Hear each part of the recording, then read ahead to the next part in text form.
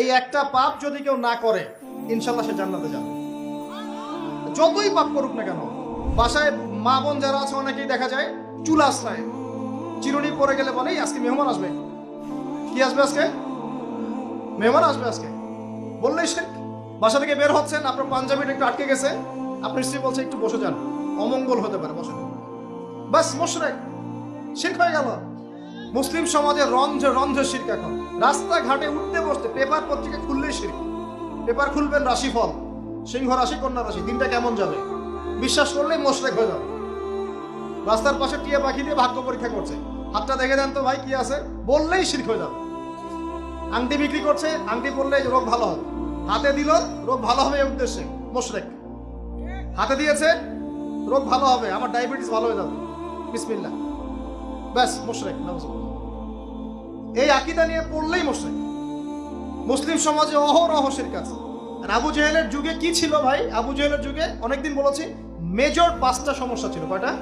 Major 5টা, minor সমস্যা অনেক, মেজর 5টা। এক, আবু জেহেলের যুগের বেশিরভাগ মানুষ শিরক করতো। কি করতো ভাই? লাত, উজ্জা, হবল, মানাত এইসব মূর্তি পূজা করতো। এখন হয়তো মুসলিম সমাজে এটা নাই ঠিকই, কিন্তু মুসলিমরা এখন কবর মাজার পূজায় শুরু করেছে, করে নাই? মুসলিমরাও এখন নেক্সট সুরতে ধোকা খাচ্ছে। শিরক তো আমাদের সমাজে চলছে। শিরক কি হয় কেন আমি লেকচার দিয়েছি, দেখবেন মুসলিম সমাজে কত শিরক চলছে। আবু জেহেলের যুগে শিরক ছিল, এগুলো বলতে থাকলে এটা নিয়ে আলোচনা করতে হবে। আলোচনার টপিক আমার আজকে অন্য। আবু জেহেলের যুগে কি ছিল ভাই? শিরক ছিল, সমাজে রন্ধ্রে রন্ধ্রে শিরক ছিল।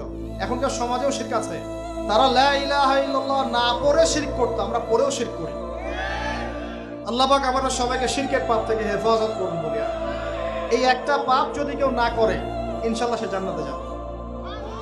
যতই পাপ করুক না কেন, জেনা করেছে, মদ খেয়েছে, মিথ্যা বলেছে, অনেক কিছু করেছে, শুধু শিরকের পাপ করে নাই, আল্লাহ তাকে মাফ করে দিবেন ইনশাআল্লাহ। বিশ্বাস করলেন না কথাটা?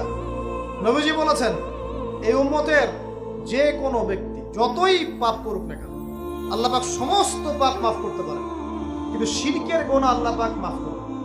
তওবা করে যদি মারা না যায় মাফ করবেন না। একটা এক্সাম্পল দিয়ে বোঝাচ্ছি, তাহলে ক্লিয়ার হয়ে যাবে। মনে করেন কেউ একজন জেনা করেছে, তওবা করার সুযোগ হয় নাই, মারা গেছে, নাউজুবিল্লাহ। এখন আল্লাহ পাক কিয়ামতের মাঠে এই জেনার পাপটা মাফ করে দিতে পারেন, যদিও সে তওবা করে নাই। যদিও সে তওবা করে নাই, আল্লাহ পাক এই পাপটাও মাফ করতে পারেন। কিন্তু একজন ব্যক্তি শিরক করেছে, তওবা করে নাই, কিন্তু এই অবস্থায় যদি কাল কিয়ামতের মাঠে আল্লাহর সাথে সাক্ষাৎ করে, আল্লাহ তার গুনাহ মাফ করবেন। এই শিরক আর অন্য পাপের এই হলো পার্থক্য।